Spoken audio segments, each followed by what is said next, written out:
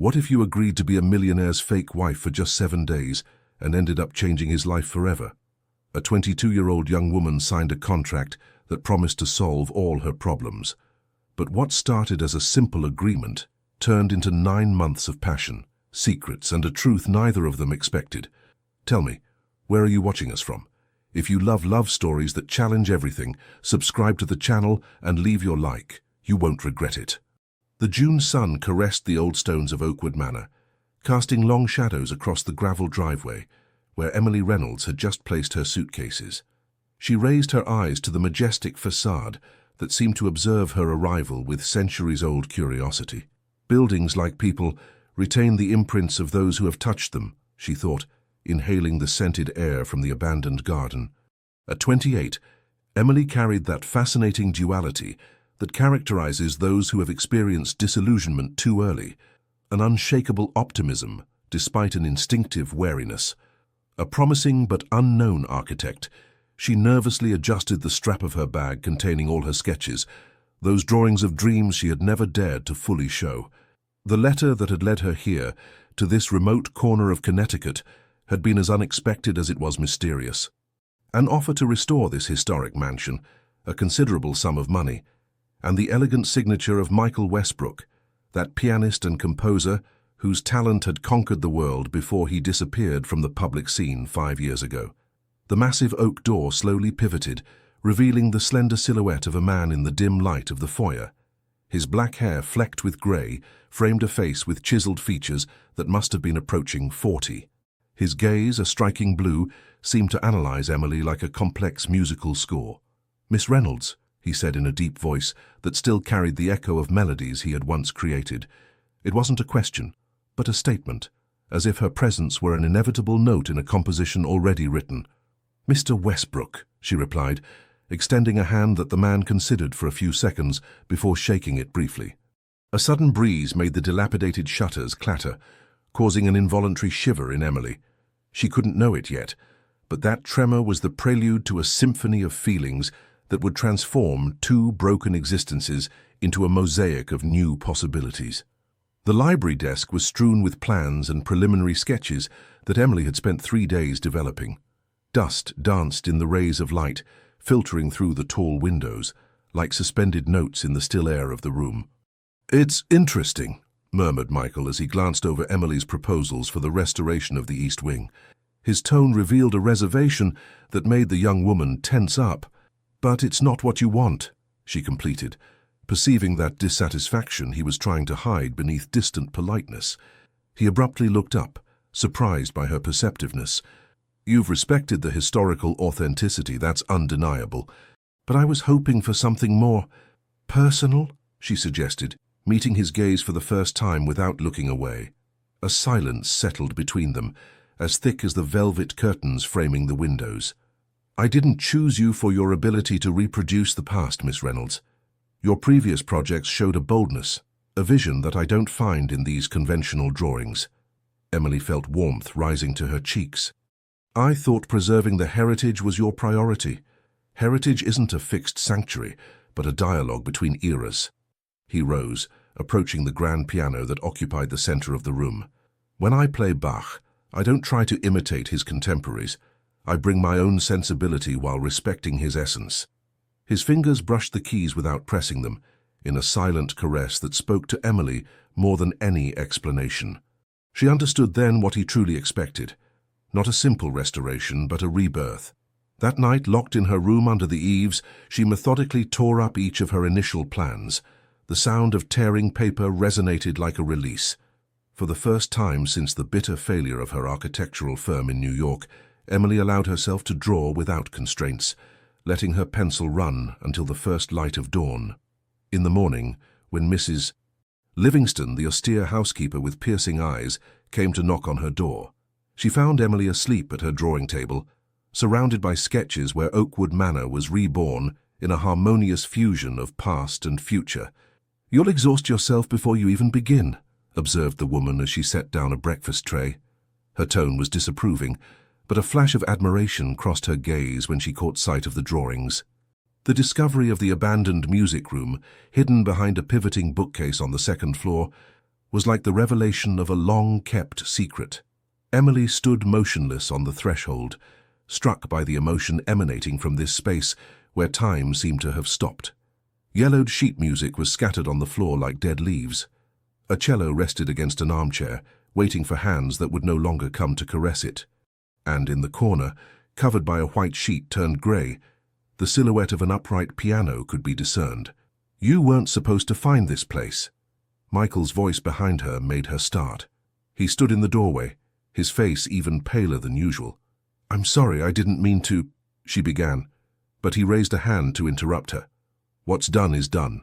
He advanced into the room with the caution of someone walking on a minefield. It was her room. Her. The pronoun floated between them like a question Emily didn't dare fully formulate. Michael approached the covered piano and caressed the dusty fabric. "Charlotte, my wife." The word wife resonated strangely, as if he were speaking of an abstract concept rather than a person who had shared his life. "She was a cellist," he continued, and Emily noted the use of the past tense that confirmed her suspicions. "We met at Juilliard. She had this way of playing." As if each note were a confidence, Emily remained silent, aware that she was witnessing a rare moment when this enigmatic man was opening the door to his inner world. "What happened to her?" she finally dared to ask, her voice barely louder than a whisper. "She left." The simplicity of his answer hid a complexity of feelings that his gaze betrayed. Another man, another life. A South American tour from which she never returned. He abruptly removed the sheet, raising a cloud of dust that made Emily cough. The piano appeared, magnificent despite years of abandonment. "I want this room to be the heart of your project," he declared, with an intensity that suffered no objection. "Transform it. Make it into something new, something that no longer bears her imprint." That evening, as twilight enveloped the manor in its purplish hues, Emily thought she heard, from the west wing where Michael's private apartment was located, the hesitant notes of a Chopin nocturne. The melody, interspersed with silences and resumptions, carried such poignant melancholy that she felt inexplicable tears wetting her cheeks. The New England town of Oak Ridge came alive under the July sun. The weekly farmers' market spread its colorful stalls across the town square, offering a striking contrast to the hushed and melancholic atmosphere of Oakwood Manor. Emily wandered through the aisles, her basket already laden with fresh herbs and vegetables. After 3 weeks of relative isolation, this immersion in local life gave her a simple pleasure that she savored without reservation. "So you're the young woman who's awakened the ghost of the manor?" She turned to discover a man in his 60s, with a sun-weathered face, who was looking at her with a mixture of curiosity and amusement. "Arthur Thompson," he introduced himself, extending a calloused hand. "I was the groundskeeper of the property for more than 30 years before everything changed." Emily shook his hand, intrigued. "Emily Reynolds. I'm an architect, working on the restoration of the manor." Arthur's face lit up. "A restoration? So he's finally decided to return among the living?" This remark destabilized Emily, who didn't know how to respond. "Forgive my frankness, miss," the gardener continued, lowering his voice, "but since Charlotte left, that house has become a tomb, and him with it." A woman approached them, giving Arthur a slight elbow nudge. "Don't listen to him. He's always had a flair for melodrama. I'm Mary, his wife, and the former cook of the manor before Mr. Westbrook dismissed almost all the staff," Emily completed, suddenly understanding why the property seemed so deserted despite its size. The couple exchanged a knowing look. "There was just Mrs. Livingston and old Joseph left for minimal maintenance," Mary confirmed. "That manor was so lively once. Receptions, private concerts, artists coming from all over the world." A strange sensation took hold of Emily, as if she were discovering another dimension of her mission.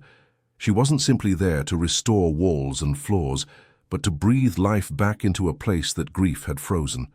"Would you like to," she began hesitantly, "tell me more about the manor, about how it was before?" This simple question was like a key opening a long-locked door. Arthur and Mary invited her to share their lunch in their small house at the edge of town, where memories poured forth like a torrent too long contained. Emily thus learned that Oakwood Manor took its name from the extraordinary oak trees that Charlotte had planted, now overgrown with weeds, that the West Terrace had hosted a memorable concert under the stars for Michael's 40th birthday, just 6 months before Charlotte's departure. that the couple formed by the pianist and the cellist had been considered the perfect embodiment of artistic and romantic harmony until this facade irreparably cracked. "What breaks my heart," Mary confided as she poured more iced tea, "is that he never gave another public concert after that. Such talent reduced to silence by a woman's betrayal." "It's not that simple, Mary," Arthur interjected with a reproving look. "Charlotte had her reasons, even if no one really knows them." On the way back to the manor, carrying a basket now even heavier with Mary's homemade jam, Emily felt her perception of her mission transforming. The couple's confidences had humanized the cold walls she was striving to reinvent. When she passed through the rusted gate of the property, she spotted Michael on the terrace, observing her arrival with an indecipherable expression. For an instant, she had the impression that he had guessed where she had spent those hours and what she had discovered, but he merely gave a distant nod before disappearing inside. That night, Emily modified her plans again, now integrating not only present needs, but also the echoes of the past that resonated in every corner of Oakwood Manor. The storm broke in the early afternoon, transforming the New England sky into a theatre of fury. In the office where Emily and Michael were examining the new restoration plans, the light from the lightning cast dramatic shadows on the walls. "I don't understand why you insist on restoring the oak grove," Michael declared, his finger nervously tapping the garden plan Emily had just presented. "It's an aesthetic whim that has no place in this project." Emily took a deep breath, searching for the right words. "It's not just a question of aesthetics. The gardens are an integral part of the identity of this house, of its very soul." "Its soul?" He emitted a dry laugh, devoid of humor. "You speak as if this manor were alive." "Every home inhabited with passion becomes alive in a certain way," she replied, without letting herself be intimidated. "And the oak grove was the beating heart of this place." Michael's face hardened. "How can you know that?" "You weren't here." A tense silence settled in, broken only by the rumble of thunder that was drawing closer. Emily understood she was at a crossroads: retreat and conform to her client's limited expectations, or risk confrontation to defend her vision. "I spoke with Arthur and Mary Thompson," she finally admitted, holding his gaze as it instantly darkened. "They told me what the manor was like before, what it could become again." He rose abruptly, nearly knocking over the teacup placed near the plans. "You've been poking around in my past. By what right?" "By the right you gave me when you entrusted me with the rebirth of your home," she replied, rising in turn. "How can I recreate the soul of a place without knowing its history?" A particularly violent flash of lightning illuminated the room, followed immediately by a deafening clap of thunder. The lights flickered, then went out completely, plunging the office into a semi-darkness traversed only by the livid light of the lightning. In this sudden darkness, something changed. Michael's anger seemed to evaporate, replaced by a vulnerability he would never have shown in full light. "The oaks were her idea," he whispered so softly that Emily had to move closer to hear him. "She said that each variety told a different story, like the notes of a symphony." Emily remained silent, understanding the importance of this moment when, for the first time, he was voluntarily sharing a memory of Charlotte. "When she left," he paused, searching for words, "I let the oaks die. It was childish, I suppose, a way to punish the memories." "Memories don't die with the trees," Emily said gently. "They just find other places to dwell." Their gazes met in the semi-darkness, and something ineffable passed between them, a mutual recognition of wounds that were different, but equally deep. "Restore the oak grove, then," he suddenly decided, "but not as it was. Create something new, something that doesn't belong to her, that belongs to us." This us floated in the air like an unexpected note in a familiar composition, subtly altering the melody of their relationship. At that precise moment, a terrible cracking sound was heard, followed by the noise of a collapse somewhere in the east wing. Emily and Michael rushed together toward the source of the commotion, their disagreements momentarily forgotten in the face of this new threat to the manor. "It's much worse than I thought," Emily murmured, assessing the damage by the light of flashlights. The roof of the music room had partially collapsed under the violence of the storm, leaving a gaping hole through which rain continued to pour. Water streamed down the walls, already forming puddles on the precious parquet floor. The piano that Michael had uncovered a few weeks earlier was fortunately in a spared corner, protected by a massive armoire that had diverted the falling beams. "We need to secure the area immediately," Michael decided, a new energy animating his gestures. "Joseph, bring tarps, anything you can find to cover this opening." The old man, who had joined them limping, moved away as quickly as his arthritic leg would allow. Emily observed Michael with surprise. The distant and passive man she had been working with for weeks seemed to have given way to an effective decision-maker, suddenly fully assuming his role as master of the place. "We'll have to completely revise the work schedule," she said, trying to mop up the water that threatened to reach the scattered sheet music. "This wing becomes a priority before the moisture causes irreversible structural damage." Michael approached Charlotte's cello, lifting it with a delicacy that contrasted with the emergency situation. "Some things can't wait," he murmured, more to himself than to Emily. During the hours that followed, they worked side by side in efficient silence, broken only by brief instructions. Emily even climbed onto improvised scaffolding to help Joseph secure the temporary tarps, ignoring the vertigo that knotted her stomach. When the situation was finally stabilized, dawn was breaking through the clouds that were moving away. Exhausted, wet, her hands scraped by the debris she had moved, Emily leaned against an intact wall, briefly closing her eyes. "You should go rest," Michael's voice said very close to her. When she reopened her eyes, he was there, holding out a clean towel. "You were remarkable tonight." This unexpected compliment caught her off guard. "Thank you, but it's just my job. This house is my responsibility now, in a way." He regarded her at length, as if seeing her truly for the first time. "It's strange," he said finally, "how a disaster can sometimes clarify things." "What do you mean?" "This room." He made a gesture encompassing the devastated room. "I kept it as a morbid sanctuary for years, and it took a collapse for me to finally understand." "Understand what?" Emily asked gently. "That preserving is not always protecting. Sometimes it's simply preventing life from following its course." His gaze met Emily's with a new intensity. "I no longer want to restore this manor to what it was before. I want to transform it into what it could have become if things had been different." This declaration resonated as a turning point, not only for the manor, but also for the man who inhabited it. Amidst the rubble of a room laden with painful memories, a new vision was taking shape, a vision that Emily now felt they fully shared. "Then we'll rebuild it," she affirmed with quiet conviction. "Not as a mausoleum of the past, but as a space for the future." Later, as she finally headed to her room for a few well-deserved hours of sleep, Emily understood that something else had collapsed that night, the invisible wall that Michael Westbrook had erected around himself for so long. The construction site was advancing at a steady pace since the storm incident. 2 weeks had passed, bringing their share of technical challenges and unexpected discoveries. The team of workers Emily had hired was busy in the East Wing, guided by her precise instructions and Michael's occasional interventions. That morning, as the August sun poured its relentless heat over Connecticut, Emily supervised the delivery of new oak beams that would replace those damaged in the music room. The smell of freshly cut wood mingled with the aroma of coffee escaping from the kitchen where Mrs. Livingston was preparing breakfast.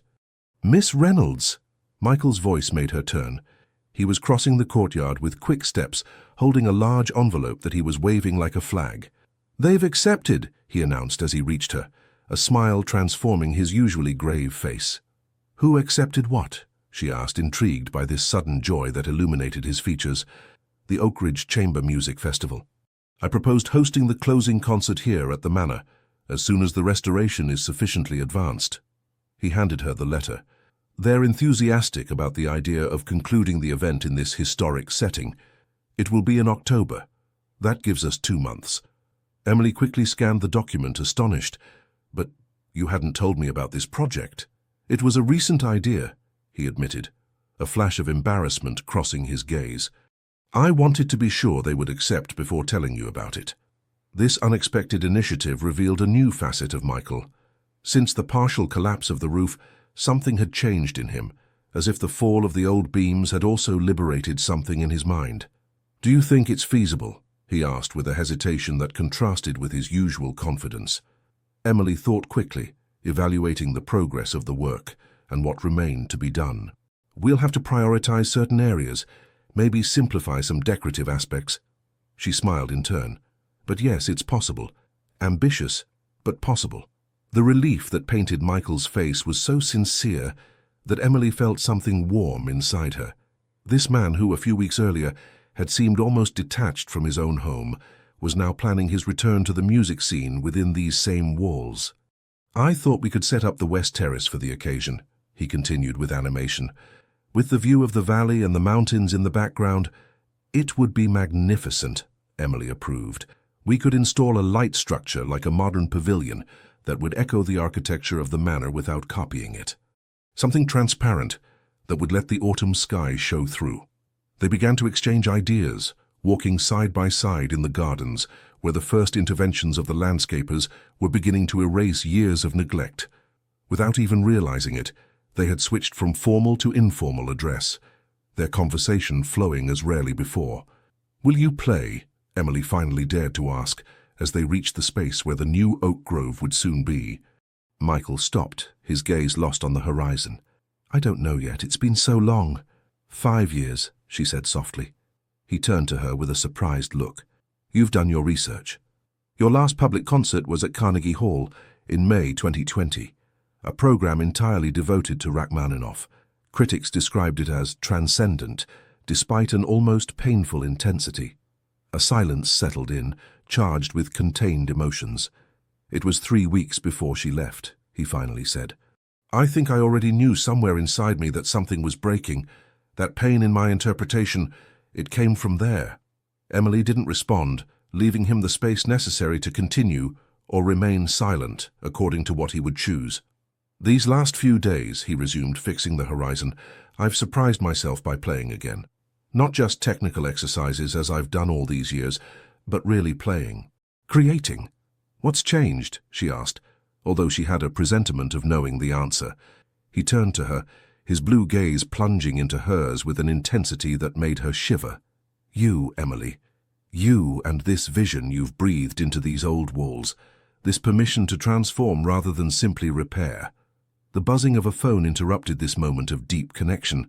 Emily took out the device from her pocket, grimacing upon seeing the name displayed on the screen. "I need to take this call," she apologized. "It's my former partner." Michael nodded and discreetly moved away, leaving her to her conversation. But even as she listened to the troubling news that Philip was communicating to her, rumors circulating in the small world of New York architecture, insinuations about her relationship with this reclusive client, Emily couldn't detach her gaze from Michael's silhouette as he walked back toward the manor. That evening, for the first time since her arrival, the clear notes of an original composition escaped from the open windows of the music salon. Seated on a bench in the garden, Emily closed her eyes, letting the melody envelop her like a promise. The beige folder placed on the desk seemed innocuous, but Emily knew that its contents could compromise everything. Philip had sent it to her by courier, accompanied by a handwritten note whose words haunted her. "You should know who you're really working with, for your protection." For 3 days, she had been postponing the moment of opening it, continuing the restoration work with an almost feverish energy. But each time her gaze crossed Michael's, now warmer and more complicit, an insidious guilt invaded her. That evening, as twilight wrapped Oakwood Manor in golden hues, she locked herself in her room and finally opened the folder. What she discovered there took her breath away. International press clippings detailed not only the highly publicized separation of Michael and Charlotte, but also revealed the accusations that had followed. Charlotte Westbrook had left her husband, describing him as possessive to the point of suffocation. She had spoken of psychological control and progressive isolation from her friends and fellow musicians. More disturbing still, testimonies from the couple's former press attaché evoked terrible fits of anger, broken objects, slammed doors. Nothing physically violent toward Charlotte herself, but an atmosphere described as suffocating with tension. The last page contained a photograph taken at Santiago Airport. Charlotte, radiant, hand in hand with a renowned Brazilian violinist, visibly pregnant. The caption indicated that the child had been born a few months later. Emily closed the folder with a trembling hand. These revelations cast a new and troubling light on the man with whom she now shared not only a project, but also a growing complicity. Could Charlotte's accusations be true? This man whom she was learning to know and, she had to admit, to appreciate more each day, was he capable of such a toxic hold? A discreet knock at her door interrupted her reflections. "Emily!" Michael's voice reached her, muffled by the thick wooden panel. "Are you there? I'd like to show you something." She hastily put the folder in the drawer of her desk. "Just a moment," she called, forcing herself to control the trembling in her voice. When she opened the door, she found Michael in the corridor, holding what appeared to be a handwritten musical score. "I've finished," he announced with contained excitement. "The piece for the festival. I'd like you to be the first to hear it." He paused, no doubt noticing her paleness or her evasive gaze. "Is everything all right? You seem concerned." "I'm just tired," she lied. "The latest plans for the West Terrace have been giving me a hard time." He observed her for a moment, seeming to hesitate to accept this explanation. "If it's a bad time—" "No, no," she recovered, forcing a smile. "I'd be honored to hear your composition." Following him to the recently secured music salon, Emily felt the weight of the folder like a physical presence behind her. Each step was a struggle between her reason crying for caution and her heart reminding her of the moments of authentic vulnerability she had shared with this man. The salon, lit by soft lamps creating an intimate atmosphere, seemed to be a world apart from the questions that tormented her. Michael sat at the piano, no longer the old upright piano from the abandoned room, but the magnificent Steinway of the main salon that a tuner had restored the week before. "It's called Renaissance," he said simply before placing his fingers on the keys. The first notes were hesitant, almost fragile, evoking something broken seeking to rebuild itself. Then the melody gained confidence, unfolding in complex but always accessible arabesques. Emily, despite her concerns, felt transported by this music that seemed to tell a story so similar to that of the manor, and perhaps also to that of its owner. When the last note vanished into silence, she realized she was crying. "It's beautiful," she murmured with sincerity. "It's for you," he said simply. "You gave it life." This confession caught her by surprise, making her confusion even greater. How could she reconcile this sensitivity, this sincere gratitude with the portrait drawn in the folder? "Michael," she began, uncertain of how to formulate what was concerning her. "You've seen the articles," he gently interrupted her, without the slightest trace of accusation in his voice. His gaze was resigned, as if he had been waiting for this moment for a long time. She nodded, unable to deny it. "I wondered when they would catch up to you," he sighed. "In our hyper-connected world, the past is never really past, is it?" He rose from the piano and approached the window, contemplating the growing darkness of the garden. "You have questions, I imagine." "Is it true?" she asked directly. "What she said about you?" A silence settled in, so long that Emily believed he would not answer. Then, without turning around, "Part of it, yes." His voice was barely audible. "I was obsessive, not in the violent way some depicted, but I was suffocating our relationship with my constant fear of losing her." He finally turned toward her, his face partially in shadow. "The irony is that this very fear created the conditions for what I feared most." This confession of a brutal honesty disarmed Emily. She had expected denials, justifications, but not this lucid acceptance of his responsibility. "And the child?" she dared to ask. A pain crossed his face, so vivid that Emily immediately regretted her question. "A little girl, she's 4 now. Her name is Lily." He had a sad smile. "Charlotte sends me photos sometimes. She has her eyes."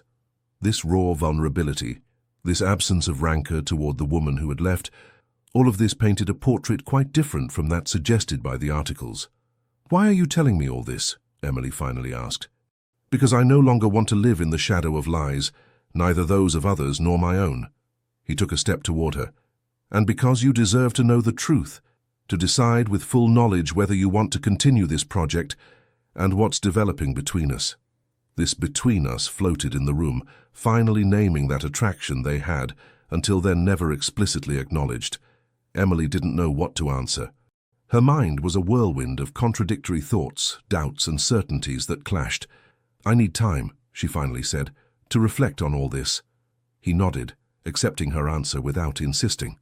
"I understand. Take all the time you need."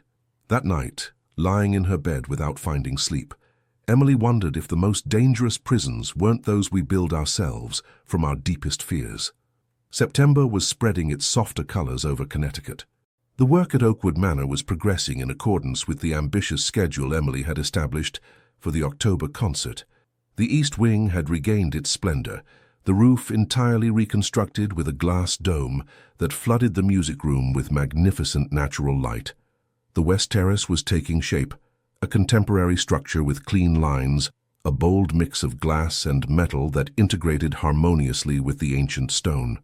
This music pavilion, as Michael now called it, would be the perfect showcase for the closing concert of the festival. However, despite this progress and the enthusiasm of the workers who felt they were participating in something special, a silent tension had settled between Emily and Michael.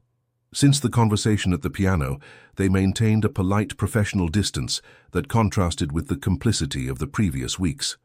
That morning, Emily supervised the delivery of large tempered glass panels intended for the roof of the pavilion. The sun reflected on the transparent surfaces, projecting ephemeral rainbows on the walls of the manor.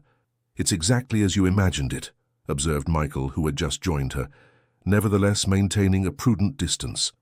"The light will be perfect for the concert, especially at twilight." "Yes, if the weather stays clement," she replied, with a professionalism that masked her conflicting emotions.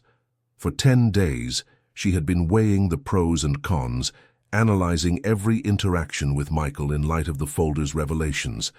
She had even discreetly called Arthur Thompson to question him about that period, and the old gardener had nuanced the media portrait.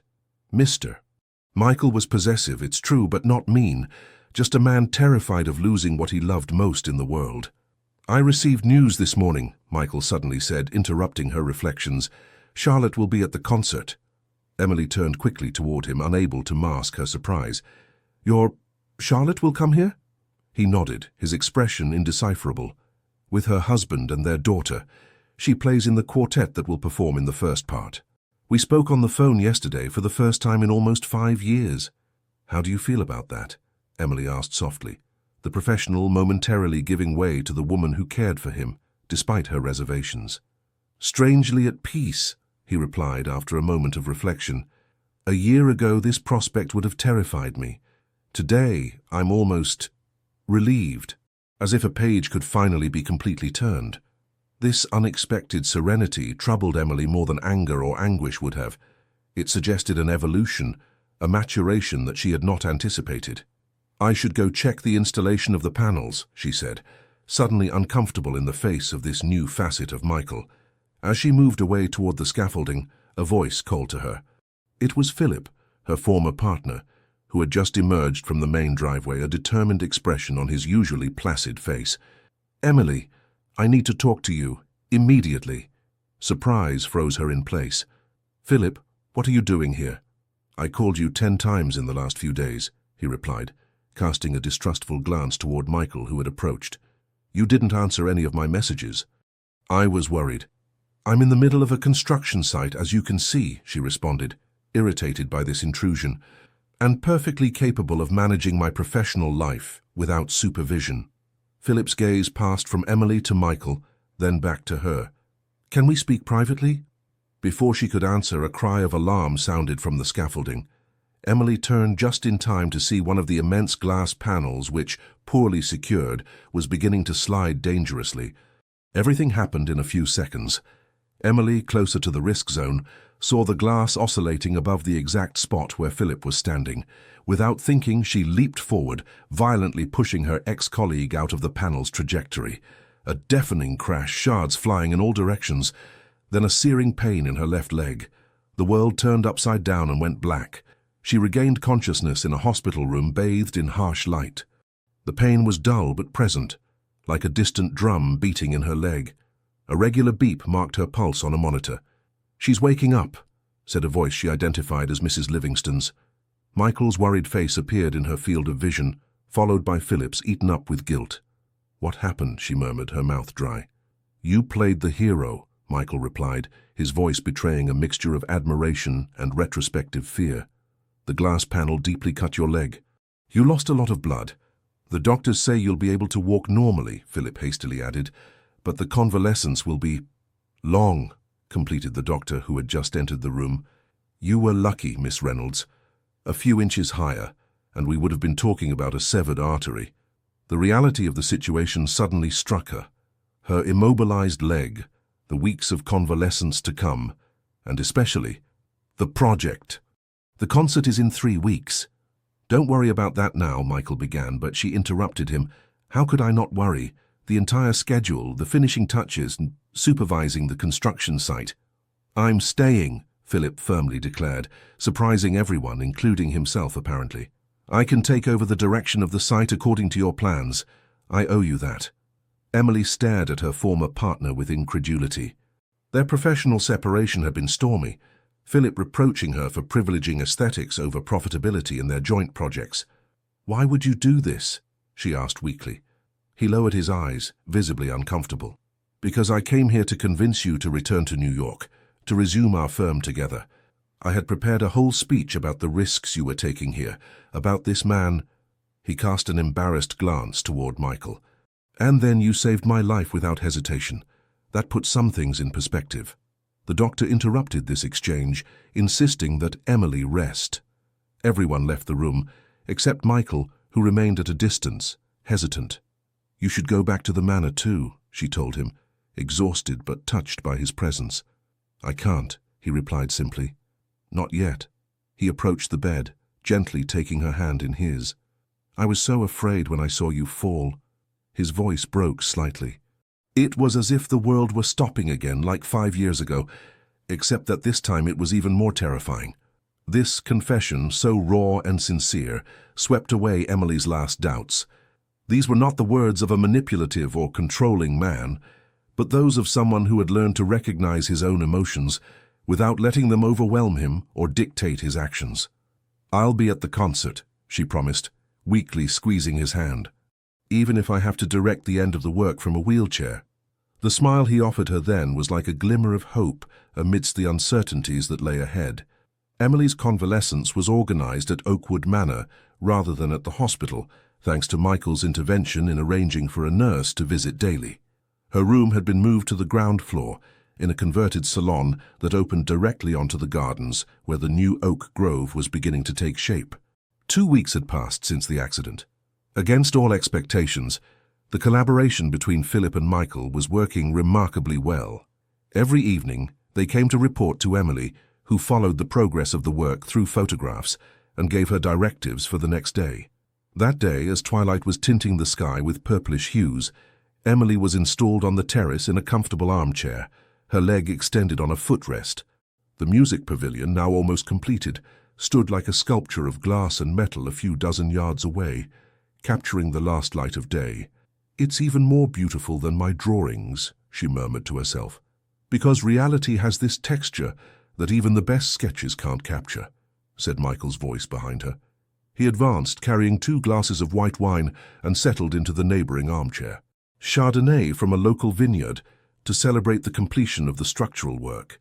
She accepted the glass with a smile, appreciating this little ritual they had established since her return to the manor. These moments at twilight had become a space where their conversations went well beyond the technical aspects of the project. "Philip left for New York this evening," Michael announced after savoring a first sip. "He'll return for the last days before the concert, but he had urgent matters to settle." Emily nodded, thinking of the surprising transformation of her former partner. "He apologized to me before leaving, for the folder, for his suspicions." "He was worried about you," Michael simply replied. "I can't blame him for that." A comfortable silence settled between them, disturbed only by the chirping of crickets that persisted despite the approach of autumn. "I received a letter from Charlotte today," Michael suddenly said, fixing the horizon. "A real letter on paper. She wrote me everything she hadn't been able to tell me before." Emily observed him carefully, looking for signs of distress on his face, but found only a thoughtful serenity. "She forgave me," he continued, "and asked for my forgiveness too. For leaving as she did, for the exaggerated accusations in the press. How do you feel?" He reflected a moment before answering. "Liberated, I think, as if a weight I'd been carrying for so long had finally dissipated." He turned toward her. "Charlotte is part of my past now, truly. She has her life, I have mine, and for the first time I'm at peace with that." Something in this declaration touched Emily deeply, echoing her own struggles to free herself from past failures. "I never told you why I accepted this project," she said softly. "Why I left New York so precipitously." "I've always wondered," he admitted. "An architect of your talent could have found more prestigious, more visible projects." She contemplated the golden liquid in her glass, gathering her thoughts. "My firm was rapidly growing a year ago. We had won an important competition for the renovation of a historic neighborhood in Boston. It was my project, my vision. I had put my whole soul into it. The memories were flowing, still painful despite the time that had passed. Then the investors changed their minds. They wanted something more commercial, more profitable. Philip was ready to compromise our vision to save the contract. I refused." Michael listened attentively without interrupting her. "The project was cancelled. Our firm lost considerable sums. Clients turned their backs on us. Creditors came knocking. Philip held me responsible, not without reason. I resigned before he asked me to leave." She took a sip of wine, her hand slightly trembling at the memory of that dark period. "I was destroyed, professionally, emotionally. I was constantly questioning myself. And then your letter arrived like a lifeline, a project far from New York, far from rumors and accusatory looks. A chance to start over," Michael murmured, perfectly understanding this feeling. "Exactly. But I was so afraid of failing again, of making mistakes again. That's why my first designs were so conventional, so risk-free." "And now?" he asked gently. Emily looked around, toward the bold lines of the pavilion, toward the gardens that were being reborn according to a vision that belonged neither to the past nor to conventions, but to their shared imagination. "Now I understand that the real error isn't failing while staying true to one's vision, but giving up that vision for fear of failing." Michael raised his glass to hers in a gesture of silent toast. The crystalline tinkling seemed to seal this mutual confession, this sharing of vulnerabilities that brought them closer than any professional success could.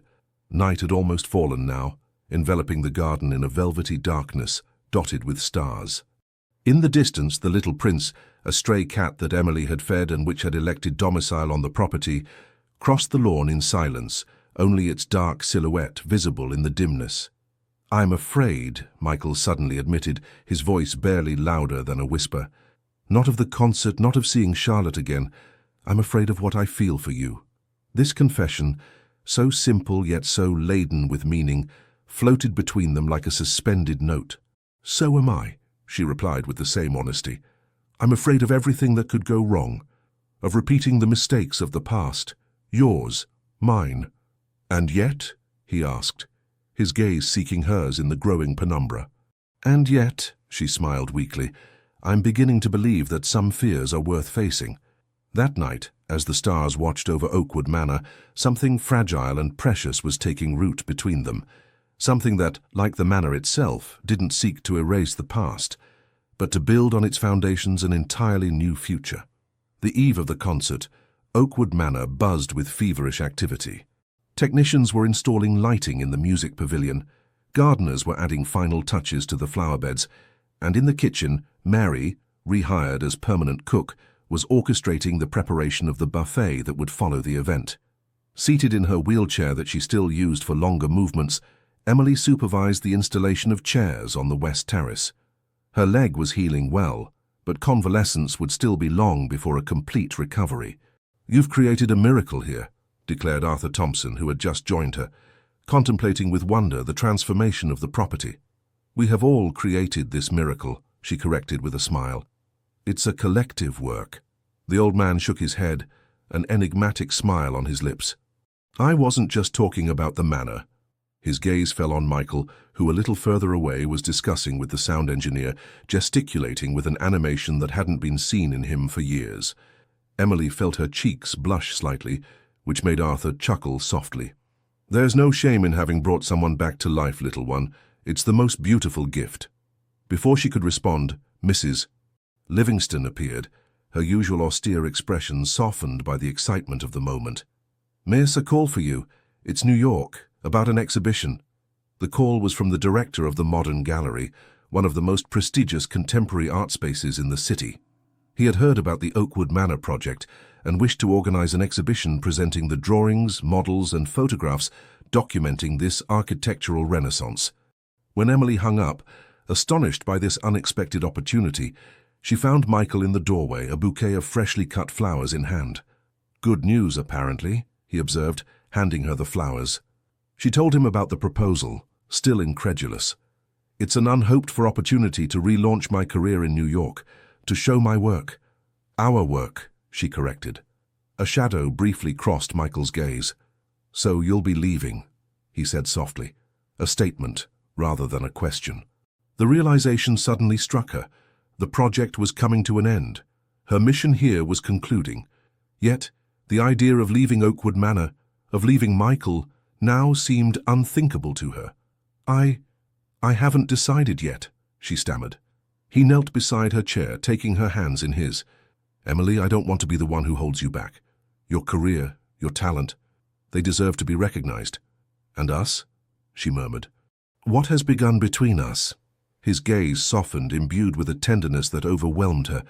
"What has begun between us won't end with the project. At least, not if you want it to." He took from his jacket pocket a small object that she immediately recognized. The ancient key to the manor, the one he had entrusted to her on the first day, a symbol of the trust he placed in her to transform his home. "This house belongs to you as much as to me now," he said simply. "Whatever your choices, you will always have your place here." This symbolic gesture, devoid of pressure or expectations, touched her deeply. He was offering her both the freedom to leave and the invitation to stay, a perfect balance that respected her autonomy while expressing his desire.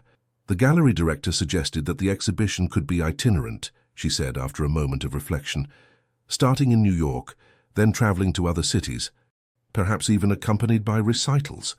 His eyes lit up, understanding what she was suggesting, a future where their respective passions could nourish each other, where distance would be only a temporary parenthesis in a shared story. Their conversation was interrupted by the arrival of the first musicians coming to rehearse for the next day. Among them, a string quartet whose cellist was none other than Charlotte. Emily observed with apprehension this first encounter between the ex-spouses after 5 years of separation, but to her great surprise, their greetings were marked by a cordial politeness devoid of animosity. Time had done its work, transforming a raw wound into a healed scar. Even more surprising was the moment when a little girl with brown curls and strikingly blue eyes, the same as Michael's, ran toward him without hesitation. "Are you the piano man?" she asked with the innocence of children. "Mommy says you play as if your fingers were telling stories." Michael knelt to her height, visibly moved. "Yes, I'm the piano man. And you must be Lily." The child nodded vigorously. "I play the piano too. Not as well as you, Mummy says I still need to practice a lot." "Practice is important," he confirmed gravely, "but love for music is even more so." "Will you play for us tomorrow?" she asked, her eyes full of hope. Michael cast a brief glance toward Charlotte, who was observing the scene from a distance, then toward Emily, who offered him an encouraging smile. "Yes, I'll play. A special piece I composed recently." The little girl's face lit up. "Can I hear it now?" A surprised laugh escaped Michael, a sound that Emily was hearing for the first time, and that warmed her heart. "Just a small excerpt, then." He led Lily to the piano in the salon, followed by Emily, who maneuvered her chair to join them. The first notes of Renaissance filled the space, but this time with a new lightness, as if the innocent presence of the child freed the melody from its last veil of melancholy. Observing this improbable scene, Emily understood that the true restoration of Oakwood Manor was not in its walls or its gardens, but in the hearts of those who inhabited it. The day of the concert arrived, bathed in a perfect autumn light that made the stained glass of the music pavilion sparkle. From early morning, Oakwood Manor came alive with a joyful effervescence that its walls had not known for years. The last chairs were installed on the terrace, forming an elegant semicircle facing the pavilion. Floral compositions dominated by miniature oaks and olive branches framed the space.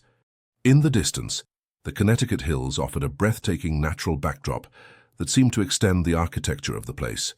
Emily, dressed in a midnight blue gown that enhanced the splendor of her eyes, had exchanged her wheelchair for a discreet cane. Her determination to stand for this event that crowned months of work had pushed her to intensify her rehabilitation, sometimes to the limits of pain. In the middle of the afternoon, when the first guests would not arrive for another 2 hours, she found Michael in the restored music room, seated at the piano but motionless, his hands resting on his knees. "Nervous?" she asked softly, approaching. He raised troubled eyes to her. "Not exactly. It's more complex." She cautiously sat beside him on the piano bench. "Do you want to talk about it?" Michael brushed the keys without pressing them, a gesture that had become familiar when he was reflecting. "I spent 5 years hiding here, fleeing from the world, from music, from emotions. And today, everything returns at once. Charlotte, the audience, the music, you, me, you especially." He turned toward her, a touching vulnerability in his gaze. "You've transformed this house, Emily. But even more, you've transformed me." "You're mistaken," she replied gently. "I've done nothing more than offer you a space where you could transform yourself. Like this manor, I didn't create its beauty. I simply revealed what was already there, waiting to be reborn." This perspective seemed to touch him deeply. He took her hand, intertwining their fingers with a new intimacy. "I completed a new composition last night. It wasn't planned for the program, but I'd like to play it tonight, for you." "What's it called?" An enigmatic smile appeared on his lips. "You'll know tonight." They remained like that for a few minutes, in a comfortable silence, until Mrs. Livingston's voice called them for the final preparations. Twilight was descending over Connecticut when the guests began to arrive. Personalities from the musical world, townspeople, cultural journalists, all expressed their amazement at the transformation of the manor and the elegance of the music pavilion, which, illuminated from within, seemed to float above the gardens like a magic lantern. Emily welcomed the guests alongside Michael, savoring the pride that illuminated his gaze with each compliment on the restoration. For many, it was the first time they had seen him in society since his forced retirement, and numerous were those who noticed the change in his attitude, an openness, a serenity that contrasted with the tormented image he had left. Among the last arrivals were Emily's parents, come from their small town in Maine. Her father, a robust man with the calloused hands of a craftsman, and her mother, a retired teacher with a lively gaze, were discovering for the first time this place that their daughter had spoken of so much. "It's even more beautiful than in your photos," her mother marveled, embracing Emily. "I understand now why you couldn't leave." Her father, less demonstrative but equally moved, simply hugged his daughter close before observing the property with a professional eye. "Good work, my daughter. Solid. Built to last." These simple words were worth all the praise of architectural critics. The ceremony took place in the gardens, under a pergola covered with young wisteria that promised spectacular flowering in the years to come. Nothing conventional or traditional, just an exchange of sincere promises before their loved ones, followed by a New England meal prepared by Mary and served in the music pavilion, transformed for the occasion into a reception hall. As the sun began its descent toward the horizon, Michael discreetly slipped away to the music room. A few minutes later, the first notes of an unknown composition rose, naturally attracting the guests. Emily joined him, sitting near the piano as she had done so many times that year. But today the melody was different, both familiar and new. "It's the continuation," Michael explained between two movements, his eyes shining with a quiet joy. "The continuation of the unfinished symphony. I added a movement for each month we've spent together." Emily listened, amazed at how he had managed to musically capture their journey, the challenges of distance, the joy of reunions, the delicate balance they were building day by day between independence and deep connection. "It will always be unfinished," he concluded with a complicit smile. "Always evolving like us." Later, when night had fallen and stars speckled the New England sky, the guests gradually withdrew. Some were lodging in town, others in rooms prepared for them in the now fully restored and living manor. Emily and Michael found themselves alone on the terrace, contemplating their domain bathed in the silvery light of the moon. The little prince, now a majestic cat that reigned over the gardens, came to rub against their legs before disappearing into the velvety darkness. "Do you know what strikes me tonight?" Michael said softly, his arm encircling Emily's waist. "Tell me." When you arrived here, I was convinced that we needed to erase all trace of the past to move forward. And you, that everything must be preserved identically. He contemplated the harmonious silhouette of the manor, where the old and the new now coexisted in perfect harmony. We were both wrong, and both right. Emily smiled, understanding perfectly what he meant. Life is neither rigid conservation nor a clean slate. It's a continuous transformation, a dialogue between what has been and what could be. Exactly like love, Michael concluded, turning toward her, his gaze reflecting the depth of his feelings. Neither the erasure of self nor the absorption of the other, but a constant dance, a daily negotiation between two freedoms that choose to walk together. Under the starry Connecticut sky, they sealed this truth with a kiss that contained both gratitude for the path traveled and excitement for the many chapters yet to be written. For the most beautiful architecture, they realized, was not that of the buildings they created or restored, but that of this shared life they were building day by day, imperfect, evolving, but deeply, resolutely alive. Spring, 1 year later. The gardens of Oakwood Manor had exploded in a symphony of colors. The new oaks planted in sinuous formations along the restored paths were already giving the landscape that elegant verticality that Emily had imagined in her first sketches. The beds of roses and lavender blended in an intoxicating perfume that the Connecticut wind carried to the surrounding hills. The exhibition at the Modern Gallery in New York had been a triumph. Critics had praised not only the restoration itself, but the concept of architectural renaissance that Emily had developed, this respectful yet innovative fusion of ancient and modern. Other exhibitions had followed in Boston, Chicago, even San Francisco, often accompanied by brief recitals by Michael, who was gradually reclaiming his place on the international music scene. That particular April morning, Emily awoke alone in the large bed of the master bedroom. Michael had left 2 days earlier for a short tour in the Midwest, where he was performing a program dedicated to American composers, with the addition of some of his original compositions that audiences always welcomed with growing enthusiasm. Wrapping herself in a silk robe, she headed for the balcony that offered a breathtaking view of the Connecticut countryside. The sky was a perfect blue without the slightest cloud. The air carried the sense of spring and the distant sounds of the small town awakening. This past year had been a delicate balance between rootedness and travel. As they had imagined the evening of the concert, Emily divided her time between projects in New York, where she had opened a small studio specializing in innovative restorations, and Oakwood Manor, which she now considered her true home. Michael accompanied her when he could, as she followed him on his tours when her commitments allowed. Each separation was difficult, but each reunion had the taste of a small celebration. And each time they returned to the manor, they found something slightly changed. Some new detail added by Arthur and Mary, who took care of it in their absence, as if the house itself continued to evolve with them. Emily entered the studio they had created for her in the West Wing, with its large windows and the view of the gardens. On a drawing table lay the preliminary sketches for a new project, a small music school to be built on the land adjacent to the manor, an idea born one evening when Michael had spoken of how much he would like to transmit his art to young talents far from the pressure of the traditional conservatory. The phone rang, interrupting her thoughts. It was Michael, his voice warm and slightly hoarse after the previous evening's concert. "How is Chicago going?" she asked, happy to hear him. "Well, very well, actually. Symphony Hall was full last night, and they requested 3 encores. I'm not surprised. They would have requested the entire concert again if they could have." A light laugh answered her. "Maybe, but that's not why I'm calling." Something in his tone caught Emily's attention. "What's happening?" "I met someone after the concert, a person I knew but hadn't seen for a long time." "Who?" she asked, sensing that this conversation was taking an important turn. "Charlotte's old agent. He came to my dressing room after the performance. He asked if he could talk to me about a project." Michael paused as if to find the right words. "They're organizing a series of concerts to raise funds for a foundation dedicated to teaching music to children in rural areas. They thought of me as artistic director." "Michael, that's wonderful.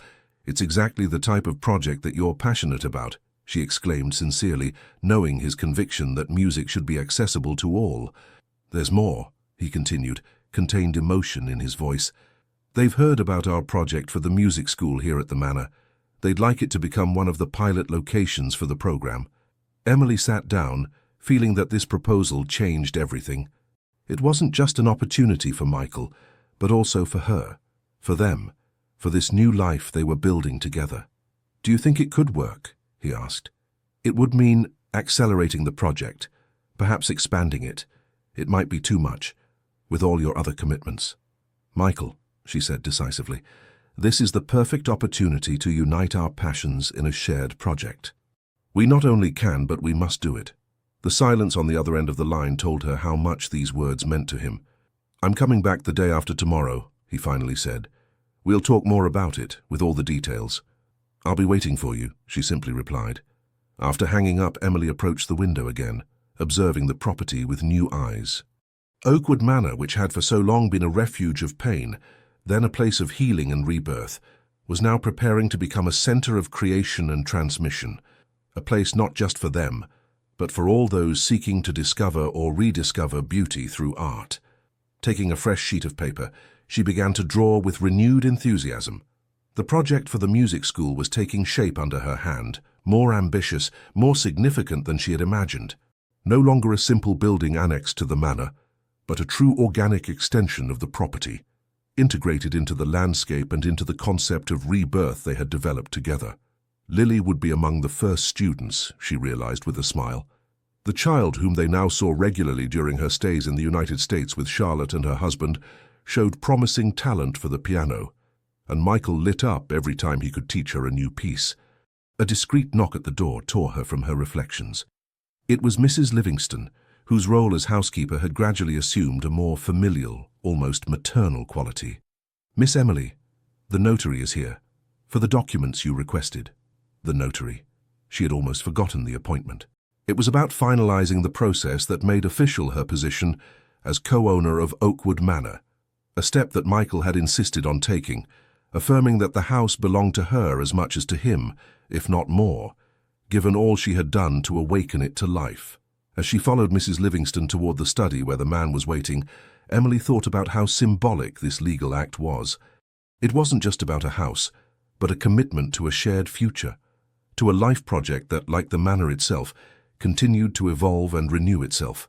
The rest of the day passed in a series of discussions with the notary, then with Arthur regarding the new plans for the garden, and finally with a call to Philip, who from New York continued to occasionally collaborate with her on some projects.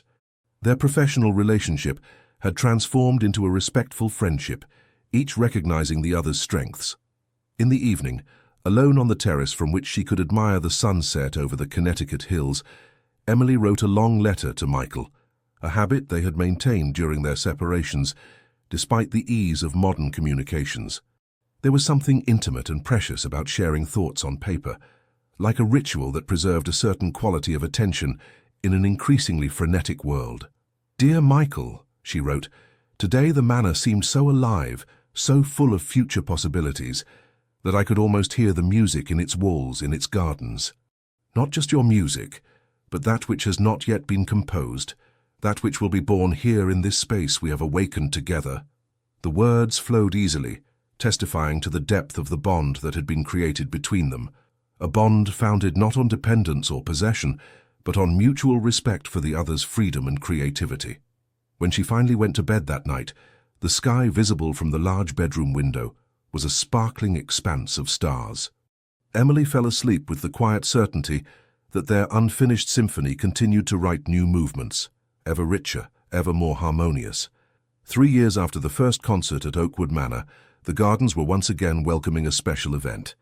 But this time it wasn't just professional musicians performing.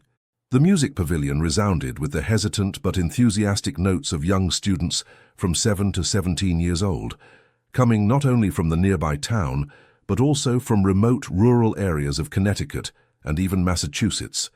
The Oakwood Manor Music School, now fully operational, was celebrating its second year of activity with an open concert that brought together students, families, and residents of the region. The building that Emily had designed, a harmonious dialogue between tradition and modernity, integrated perfectly into the landscape, as if it had always been there. The large windows allowed light to flood the practice rooms, while the panels of local oak wood ensured excellent acoustics. Emily, in a simple cream-colored summer dress, observed with emotion the young musicians who took turns on stage, some visibly nervous, others surprisingly self-assured. Beside her, Michael, now artistic director of the school as well as a renowned pianist again, followed each performance with attention, encouraging the more timid ones with a nod or a smile. Among the audience, Emily recognized the parents of some students, farmers with calloused hands, workers in their Sunday best, a shepherd who had traveled miles from the mountains to see his son play the violin. The emotion in their eyes reflected exactly what she and Michael had hoped for when they had conceived this project, to open a world of beauty to those who would normally have been excluded from it. Charlotte was present too, seated a few rows back with her husband. Their daughter Lily, now 12, was one of the most promising students at the school, coming regularly from abroad to participate in the master classes. The blue-eyed child, so similar to Michael, performed with surprising confidence for her age, interpreting a movement from Schumann with a sensitivity that drew enthusiastic applause. When the last young musician concluded his performance, a 15-year-old boy who had discovered the cello only 18 months earlier and already showed extraordinary natural talent, Michael took the stage for a brief speech. "Music is not a privilege," he said in a voice that naturally filled the space. "It's a right, a fundamental human right like clean air and drinking water, because like them, it nourishes something essential in us." His gaze swept across the crowd, lingering on the faces of the young students, some of whom would never have imagined just 2 years ago that they could approach an instrument, let alone perform in public. What we're celebrating today is not just the technical progress of these young musicians, but the courage to dream beyond one's apparent limits, to imagine possibilities where before there were only constraints. His gaze met Emily's, and a complicit smile passed between them. They both knew that he was speaking not only of the students, but also of their personal story, of how they had had to overcome their own fears to build this new life. "And now," he continued, "I'd like to invite onto the stage the person without whom none of this would have been possible, not only because she designed this wonderful space we're in, but because she designed a future when everyone, myself included, was stuck in the past." Emily blushed slightly as applause accompanied her to the stage.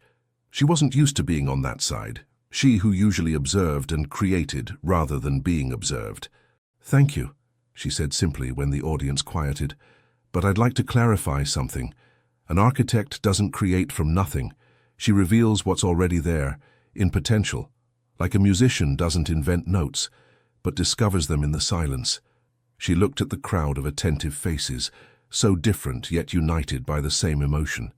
"When I first arrived here, Oakwood Manor was a place of sleeping beauty. All I did was listen to it, like one listens to a forgotten but not lost melody." Michael approached her, discreetly taking her hand in his. The simple gold ring on her left hand, and on his ring finger, shone in the sunlight. They had married a year earlier, in an intimate ceremony in the manor's gardens, surrounded only by their dearest ones. "And now I'd like to share with you a little surprise," Emily added, a mysterious smile on her lips. "Oakwood Manor will continue to grow and evolve. From next fall, work will begin on a new project, a visual arts workshop that will complement the music school." A murmur of excitement ran through the crowd. This announcement was news even to many of the teachers present. "Because we believe that beauty is expressed not only through sounds, but also through colors, shapes, textures. And above all, we believe in the power of cross-pollination between the arts, in the dialogue between different forms of expression." As she spoke, her eyes found those of Arthur and Mary in the audience. The old gardener and his wife, now an integral part of the school staff, nodded with approval. They had been witnesses to the entire transformation, from the desolate silence of a mourning manor to the vibrant, creative community that now inhabited it. The celebration continued until dusk, with a buffet of New England specialties prepared by Mary and some parents of the students. Wine flowed generously, music continued in a more spontaneous and informal form, and laughter mingled with animated conversations. Later, when most of the guests had left, Emily and Michael found themselves alone on the terrace. The summer sky was a masterpiece of purple and gold, and the first stars were beginning to dot the horizon. "It never ceases to amaze me," Michael said, observing the property stretching out before them. "What?" asked Emily, resting her head on his shoulder. "How a place can contain so many different lives. First silence, then pain, then rebirth, and now this fullness." Emily smiled, understanding perfectly what he was referring to. "It's like a good musical composition, isn't it? It develops, it transforms, yet it always maintains its fundamental essence." "Exactly," he nodded, holding her closer. "And do you know what it makes me think?" "What?" "That we've never really finished. Not with this manner, nor with music, nor—" He paused, searching for the right words. "Nor with us," she completed softly. "Yes, that we are always, in a sense, incomplete, and that this incompleteness is not a flaw, but a promise. The promise of a future that continues to unfold, note after note, stone after stone." As night enveloped Oakwood Manor in its velvety embrace, Emily thought of how long the journey had been since the day she had arrived here, with her suitcases full of sketches and her heart heavy with doubts. She never would have imagined then that a professional project could transform into a life project, or that the walls she had restored would in turn restore her. "An endless beginning," she murmured, more to herself than to Michael. "What did you say?" he asked, turning to look at her. "I was thinking that what we have here is neither a completed restoration nor a concluded story. It's an endless beginning, a prelude that continues to unfold." Michael smiled, recognizing in the musical metaphor an echo of his unfinished symphony that had continued to evolve over the years, adding movements for each significant chapter of their life together. "Do you know what I like about this idea?" he said, gently caressing her face. "That no matter how much time passes, we will always have something new to create together, something unfinished to complete, only to discover that there is still more to discover." At that moment, as if to underline his words, the first notes of a piano practice came from one of the illuminated windows of the school. Some student who had remained was evidently taking advantage of the evening to practice a bit more. The hesitant melody, with its imperfections and repetitions, had a beauty all its own, the beauty of learning, of trying, of becoming. "To the endless beginning, then," said Emily, raising her glass in a silent toast. "To the endless beginning," echoed Michael, his glass tinkling against hers as the stars, one by one, took their place in the celestial vault above Oakwood Manor, silent witnesses to a story of rebirth that, like life itself, knew no true conclusion, only continuous transformation.